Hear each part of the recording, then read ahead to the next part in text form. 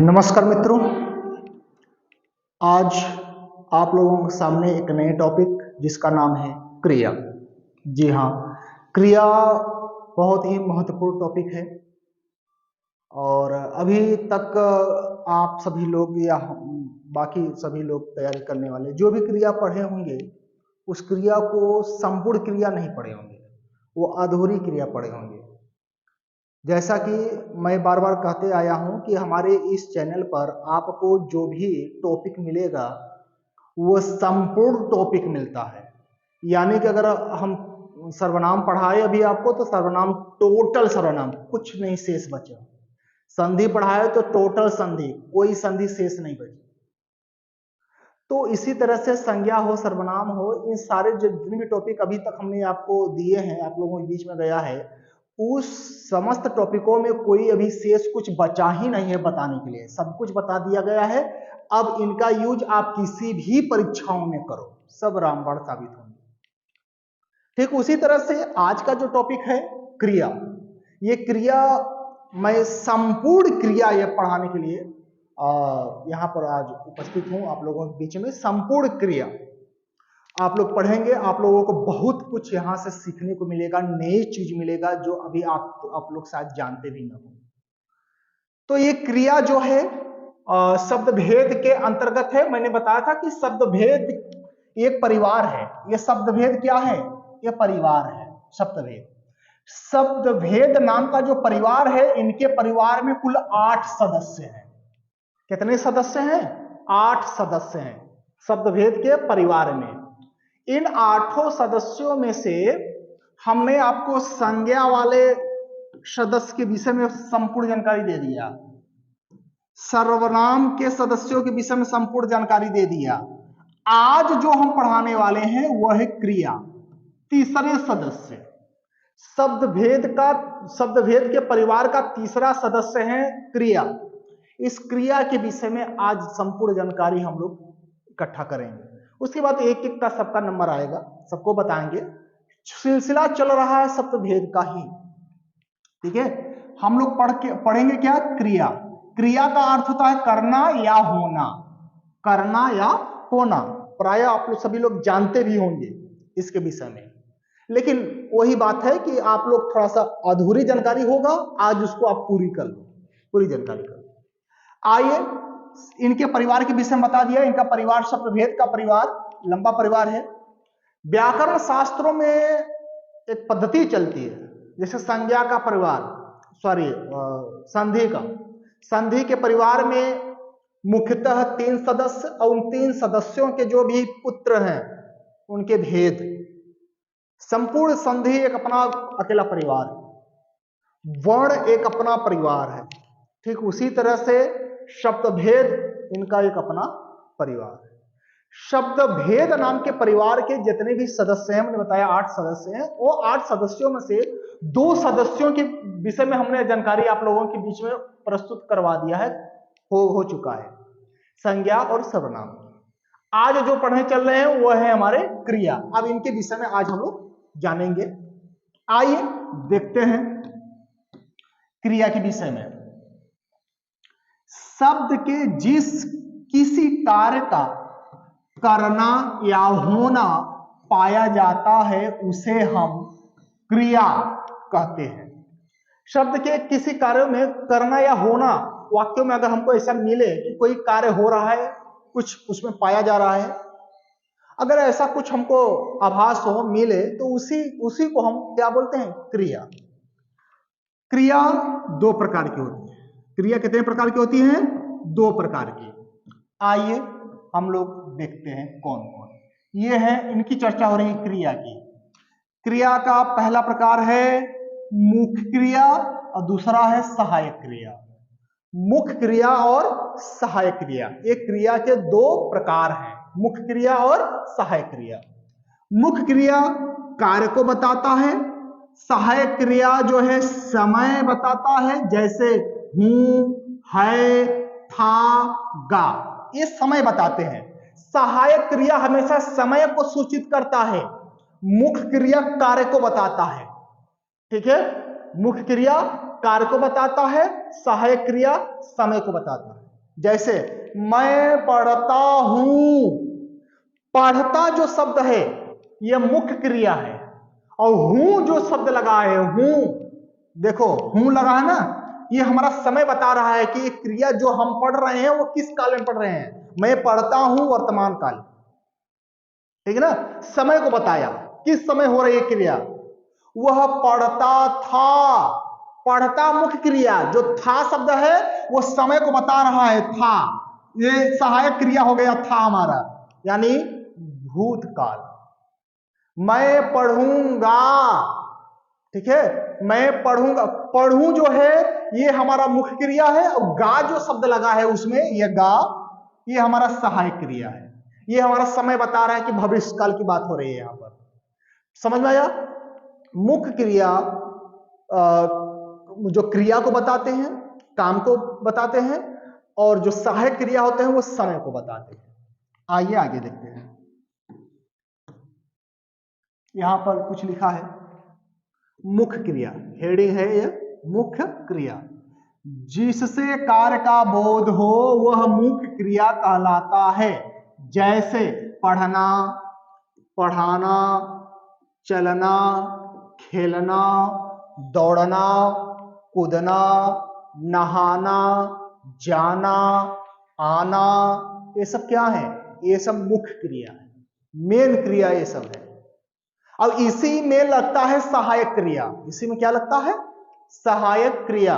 अब वो सहायक क्रिया ये बता देगा कि ये सारी क्रियाएं जो हो रही हैं कौन कौन सी, पढ़ना, पढ़ाना, चलना, खेलना, ये कौन से काल में हो रही है, भूतकाल में कि भविष्य काल में कि वर्तमान काल में, कौन से काल में हो रही है, ये सहायक क्रिया बताएगा। और मुख्य क्रिया तो अपनी क्रिया काम को बताएगा कि कौन सा काम हो रहा है, पढ़ने का काम, चलने का काम, खेलने का काम, ये मुख्य क्रिया बताएगा। कौन सा काम हो रहा है मुख्य क्रिया बताएगा, किस समय हो रहा है ये सहायक क्रिया बताएगा। आइए, जैसे सहायक क्रिया क्या है? किसी भी वाक्य में मुख्य क्रियाओं का जो सहायता प्रदान करे, मुख्य क्रियाओं का सहायता प्रदान करे, करना से सहायक क्रिया कहलाता है। किसी भी वाक्य में अगर जो मुख्य क्रिया है उसी मुख्य क्रियाओं को जो सहायता प्रदान करता है उन्हीं को हम सहायक क्रिया कहते हैं। यह क्रिया समय को सूचित करता है। किसको सूचित करता है? समय को। देखिए यह है हमारे पास सहायक क्रिया, ठीक है। यह है मैं पढ़ता, मैं पढ़ता, अगर मैं केवल इतना शब्द बोलूं मैं पढ़ता, ये क्रिया भी पूर्ण रूप से पूरा नहीं हुआ। मैं पढ़ता है पूरा नहीं हुआ, मैं पढ़ता ये पूरा अधूरा है। अब इसका सहायता कौन कर रहा है? हूं नाम का सहायक क्रिया, ये सहायता कर रहा है मुख्य क्रिया की। किसी भी वाक्य में मुख्य क्रियाओं की जो सहायता करे वो सहायक क्रिया, उसका नाम ही है सहायक क्रिया, सहायता करने वाला क्रिया, ठीक है। अब किसकी सहायता? मुख्य क्रिया की। मुख्य क्रिया क्या है? पढ़ता। और पढ़ता, जैसे मैंने वाक्य अधूरा मैं ले रहा हूं, मैं पढ़ता, बस हूं छोड़ दो, मैं पढ़ता, क्या वाक्य पूरा है? नहीं। अब इसको पूरा करने के लिए सहायक क्रिया पहुंच गया हूं के रूप में। किस रूप में पहुंचा? हूं के रूप में पहुंच गया। अब वाक्य पूरा हो गया, मैं पढ़ता हूं। अब ये वाक्य पूरा हुआ, यानी मुख्य, पहले तो मुख्य क्रिया का ये सहायता किया हूं, पूरा रूप हुआ। उसके बाद ये समय बताया कि भैया ये जो पढ़ता क्रिया है ये कौन से समय हो रहा है। हूं शब्द आ गया यानी वर्तमान काल, नीचे लिखा है वर्तमान काल क्रिया। कौन सी क्रिया है? वर्तमान। मैं पढ़ता हूं, वर्तमान काल क्रिया, ठीक है। अब आइए, जैसे राम पढ़ेगा, कलर मैंने अलग किया है, चेंज किया है, पढ़ेगा, सबका कलर इसलिए चेंज किया, केवल सहायक क्रिया का मैंने कलर चेंज किया। सहायक क्रिया क्या है? गा है इसमें। जैसे अगर हम शब्द बोलते राम पढ़े, राम पढ़े, पूरा हुआ नहीं, अभी कुछ और उसमें चाहिए तब जाके वाक्य पूरा होगा। तो मुख्य क्रिया क्या है? पढ़े। मुख्य क्रिया क्या है? पढ़े। अब इसमें सहायक क्रिया गा के रूप में आ गया, गा लग गया, अब शब्द पूरा हुआ, वाक्य पूरा हुआ। राम पढ़ेगा, पूरा हुआ। एक तो मुख्य क्रिया की सहायता कर रहा है सहायक क्रिया, दूसरा का समय भी बता रहा है। राम पढ़ेगा यानी भविष्य काल, कौन सा काल? भविष्य काल। ठीक उसी तरह से वह पढ़ता था, वह पढ़ता, यह अधूरा वाक्य हो गया। पढ़ता यह मुख्य क्रिया है। अब इसको पूरा करने के लिए सहायक क्रिया था के रूप में आया। ठीक है, वाक्य पूरा हुआ, वह पढ़ता था। क्या वाक्य पूरा हुआ? वह पढ़ता था। वो एक तो वाक्य को पूरा किया, दूसरा का ये जो था है समय बता दिया कि भैया कब हो रहा है, भूतकाल की बात है। ये क्रिया कब हुआ? भूतकाल। वो पढ़ता था। अब हमको लग रहा है कि आपको समझ में आ गया, पकड़ लिए। अब चलिए आगे चलते हैं। मुख्य क्रिया दो प्रकार की होती है। कितने प्रकार की होती है? दो प्रकार की। आइए, सहायक क्रिया तो हम लोगों ने देख लिया, अब मुख्य क्रिया देखते हैं। ये होते हैं दो प्रकार की। पहला मूल क्रिया, दूसरा यौगिक क्रिया। पहला है मूल क्रिया। यह संस्कृत में प्रयोग होता है, जैसे चल, पढ़, खा, देख इत्यादि। ये सभी क्या है? संस्कृत में प्रयोग होते हैं। मूल क्रिया सदैव संस्कृत में ही प्रयोग होते हैं, जो मूल क्रियाएं होती हैं। जैसे धातु रूप हम लोग पढ़ते हैं। ठीक है, धातु रूप में क्या पठ, गम, खाद, क्री, चुर, ये सब क्या है? ये सब धातु रूप है। धातु के मूल क्रिया है। कौन सी क्रिया है? मूल क्रिया। ये सब संस्कृत में प्रयोग होते हैं। यौगिक क्रिया, ये हिंदी में प्रयोग होता है। हिंदी का क्रिया है। यह क्रिया ना प्रत्यय से बनता है, यानी किसी शब्द में ना जोड़ दिए तो वो हमारा यौगिक क्रिया बन जाता है। जैसे खाना, इसमें ना जुड़ गया। पढ़ना, ना जुड़ा है। चलाना, ना जुड़ गया।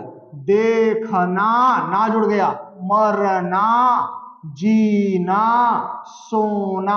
स्लीपिंग वाला सोना, ठीक है, पहनने वाला सोना नहीं। सोना का मतलब स्लीपिंग, सो जाना, नींद, नींद। लड़ना, ना जुड़ गया। यानी किसी भी शब्द के अंत में वैसा ऐसा क्रिया जिसके अंत में ना प्रत्यय जुड़ा हो, वह यौगिक क्रिया कहलाता है। ये हिंदी में प्रयोग होता है। ठीक है, भागना, जीना, मरना, सोना, जागना, ठीक है, ये सब क्या है? ना जुड़ा है सब में। ये सभी है यौगिक क्रिया। आइए आगे चलते हैं हम लोग। यहां लिखा गया है यौगिक क्रिया के विषय में कि मूल क्रिया में जो मूल क्रिया था चल, यह है मूल क्रिया। देखो थोड़ा सा, यह है मूल क्रिया। क्या है? चल, पढ़, खा, देख, यही सब है मूल क्रिया। ये कहते हैं कि यौगिक क्रिया क्या है कि जब मूल क्रिया में ना प्रत्यय लगाने से यौगिक, यहां लिख लेना यौगिक, योग नहीं, यौगिक, यौगिक क्रिया बनता है। जैसे पढ़ मूल क्रिया है, ये पढ़ क्या है? ये मूल क्रिया है, मूल क्रिया। और इसमें ना प्रत्यय जुड़ गया, शब्द बन गया पढ़ना। अब ये हो गया यौगिक। ये क्या हो गया? यौगिक क्रिया। ठीक है, यहां देखो, जैसे चल, ये मूल क्रिया है, चल। अब इसमें ना प्रत्यय जुड़ गया, अब शब्द दोनों जोड़ देंगे तो शब्द बन के तैयार होगा चलना, यौगिक क्रिया। देख मूल क्रिया है, ना प्रत्यय है, देख में ना जोड़ दिया तो शब्द हो गया देखना, ये हो गया हमारा मूल क्रिया। जा, ये मूल क्रिया है। ठीक है, ना प्रत्यय जोड़ दिया, अब दोनों को जोड़ दिया तो हो गया जाना, ये हो गया हमारा यौगिक क्रिया। अब समझ में आया मूल क्रिया, यौगिक क्रिया। हाँ, अब आइए आगे चलते हैं हम लोग, यौगिक क्रिया के और विस्तार पढ़ते हैं। यौगिक क्रिया तीन प्रकार की होती है। यौगिक क्रिया कितने प्रकार की होती है? तीन प्रकार की। आपके सामने है यौगिक क्रिया। पहला कर्म के आधार पर, दूसरा संरचना या बनावट के आधार पर, तीसरा अर्थ के आधार पर। ठीक है, यौगिक क्रिया तीन प्रकार के होते हैं। कर्म के आधार पर, संरचना को ही बनावट कहते हैं, संरचना या बनावट के आधार पर, और तीसरा हमारा है अर्थ के आधार पर। ये हम क्रिया की टाइप पढ़ रहे हैं। ठीक है, आपको कहीं नहीं मिलेगा, किसी प्लेटफॉर्म पर नहीं मिलेगा। आप अच्छे से इसको पढ़िए, जानिए कि क्या होता है। यहां आज का क्लास पूरा क्रिया का डीएनए टेस्ट। आइए आगे, यौगिक क्रिया तीनों प्रकार हम लोग देख लिए। अब एक एक को पढ़ते हैं। पहला हम लोगों ने यौगिक क्रिया का पहला प्रकार है कर्म के आधार पर। कर्म के आधार पर अब हम लोग क्रिया का विभाजन करेंगे, क्रिया को पढ़ेंगे। आइए आगे देखते हैं। कर्म के आधार पर क्रिया दो प्रकार के होते हैं। कर्म के आधार पर क्रिया कितनी प्रकार की? दो प्रकार की। पहला सकर्मक क्रिया, दूसरा अकर्मक क्रिया। पहला सकर्मक, दूसरा का अकर्मक। ध्यान देना, पहला क्या है? सकर्मक। सकर्मक क्रिया, ध्यान देना, स माने होता है सहित, कर्मक माने कर्म, कर्मक माने कर्म, यानी ऐसा क्रिया जिसमें कर्म हो, कर्म सहित क्रिया। स माने होता है सहित, कर्म सहित क्रिया माने ऐसे वाक्य जिसमें कर्म मौजूद हो। माने हर वाक्यों में क्रिया होता है।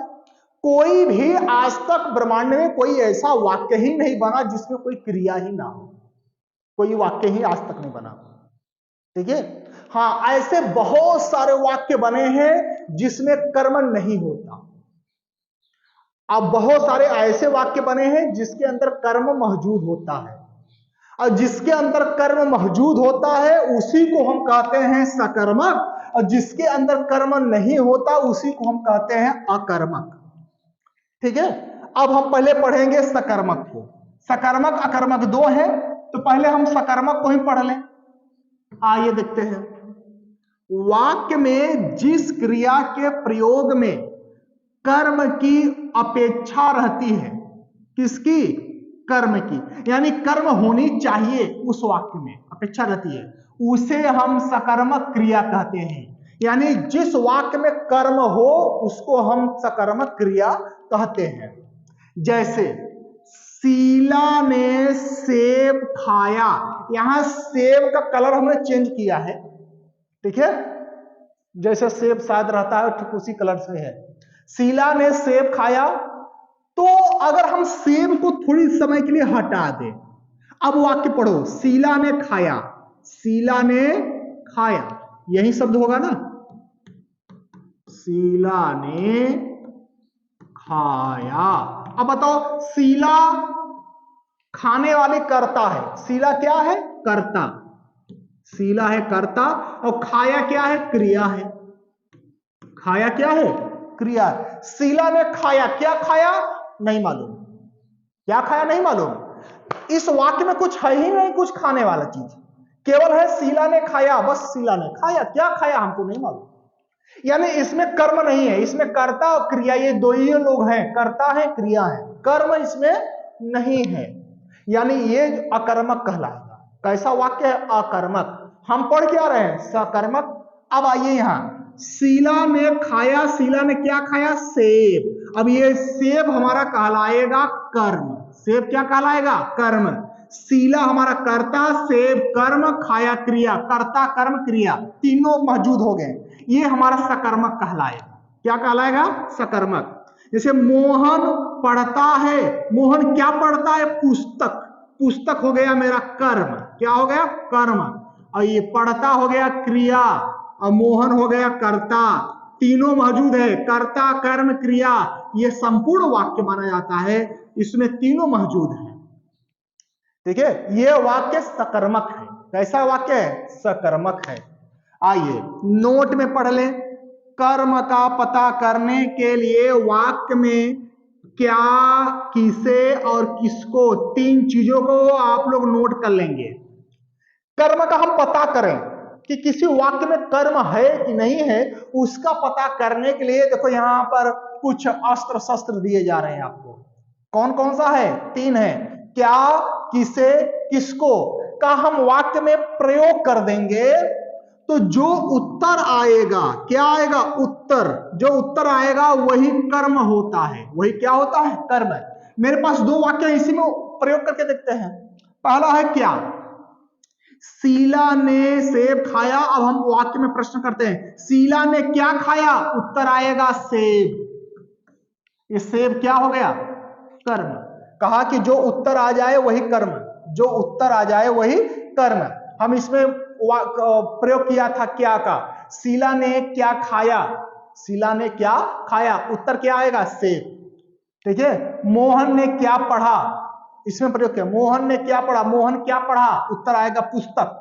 पुस्तक और सेब क्या हो गया? कर्म। किसे लगा ले, शीला ने किसे खाया, उत्तर आएगा सेब, क्या उत्तर आएगा? सेब। मोहन ने किसे पढ़ा? पुस्तक। उत्तर आएगा क्या? पुस्तक। अच्छा, किसको?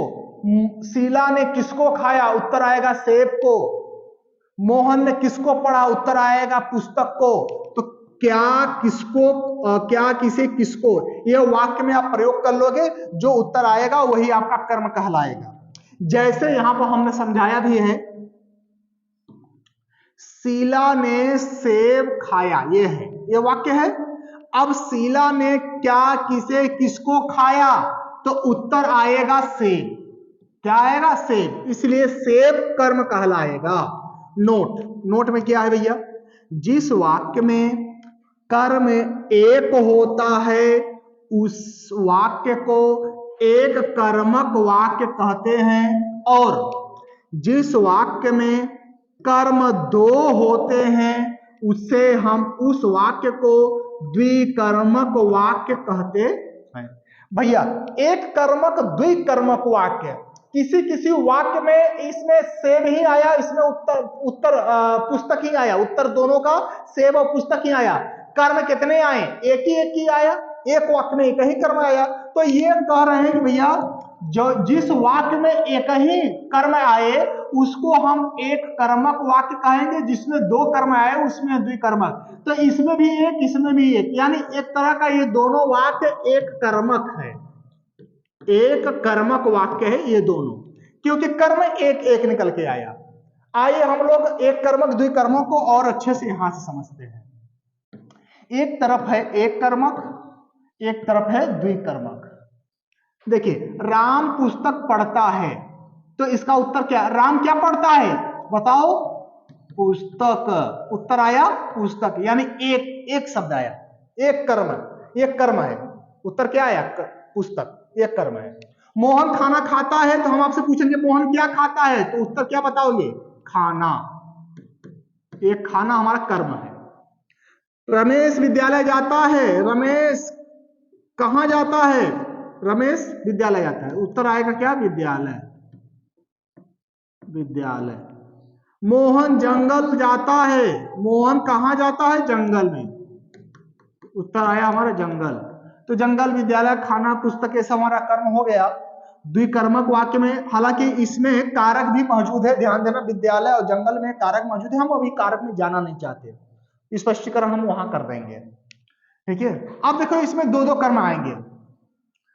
मां बच्चों को खिलौने देती है, तो एक कर्म तो बच्चों को, दूसरा का कर्म खिलौने, ठीक है। देती है ये क्रिया हो गया, कौन? मां, ये कर्ता हो गया। कर्ता यहां है, क्रिया यहां है, और कर्म दो दो है। इस वाक्य में कर्म कितने हैं? दो दो, बच्चों और खिलौने, ठीक है। गुरु छात्रों को ज्ञान देता है, गुरु हो गया कर्ता, देता हो गया क्रिया। छात्रों और ज्ञान ये दोनों क्या हो गए? कर्म, यानी द्विकर्मक। एक वाक्य में दो दो कर्म मिल रहे हैं। पिता पुत्र को आदेश देता है, कौन देता है? पिता। तो पिता हमारा हो गया कर्ता, पिता क्या हो गया? कर्ता, देना हो गया क्रिया, क्या हो गया? क्रिया। और जो बचा बीच में पुत्र और आदेश, ये दोनों क्या है? कर्म है, ठीक है। बाली, ठीक है, बाली नहीं, बलि, राजा बलि, राजा बलि। राजा बलि ब्राह्मण को धन देता है, क्योंकि बाली नहीं दे सकता ब्राह्मण को धन, बाली पा जाकर दौड़ा लेगा, ठीक है। बलि दे सकता है। राजा बलि ब्राह्मण को धन देता है, देना एक क्रिया है, कौन दे रहा है? राजा बलि। तो बलि कर्ता हो गए, किसको दे रहे हैं भैया? ब्राह्मण को। क्या दे रहे हैं? धन। तो ब्राह्मण और धन ये क्या है? दोनों कर्म है, तो इसीलिए यह द्विकर्मक वाक्य है। कौन सा वाक्य? द्विकर्मक वाक्य। तो किसी वाक्य में एक एक कर्म होते हैं, किसी वाक्य में दो दो कर्म होते हैं। जिसमें एक एक कर्म होता है वह एक कर्मक, जिसमें दो दो होते हैं वो द्विकर्मक, ठीक है। आइए आगे, अब हम अकर्मक पढ़ लें। अकर्मक क्रिया क्या होती है? एक सकर्मक एक अकर्मक, दो दो होते हैं। आइए, जिस वाक्य में कर्म की आवश्यकता नहीं होती है उसे अकर्मक क्रिया कहते हैं। यानी जो जिस वाक्य में वही जो ऊपर हम लोग कर्म निकाल रहे थे ना, जिसमें कर्म निकले ही ना, वो अकर्मक हो जाएगी, यानी उसमें कर्म नहीं है, अकर्मक क्रिया होती है। जैसे शीला हंसती है, शीला कर्ता हंसना क्रिया, इसमें कर्म है ही नहीं। अगर हम इससे पूछे शीला क्या हंसती है, उत्तर क्या आएगा? कुछ नहीं। किसे हंसती है? कुछ नहीं। किसको हंसती है? कुछ नहीं। उत्तर कुछ नहीं आ रहा है। तो यानी ये अकर्मक है। क्या हो? अकर्मक। ये सभी क्या है? अकर्मक है। जैसे बच्चा रो रहा है, बच्चा रो रहा है, बच्चा और रो रहा है, कर्ता क्रिया, कर्म है ही नहीं। बच्चे सोते हैं, सोना क्रिया है, बच्चे कर्ता हो गए, कर्ता क्रिया। राम हंसते हैं, बालक खेलता है। कहते हैं कि इन उक्त वाक्यों में कर्ता क्रिया के अलावा कर्म मौजूद नहीं है। कर्ता क्रिया के अलावा कर्म यहां मौजूद ही नहीं है, कर्म, इसीलिए यहां अकर्मक क्रिया मौजूद है। ये अकर्मक हो गया। अकर्मक बहुत विशेष चीज नहीं है, आप लोग पहचान। आइए हम लोग दूसरा पॉइंट पढ़ते हैं। संरचना या बनावट के आधार पर जो हम लोगों ने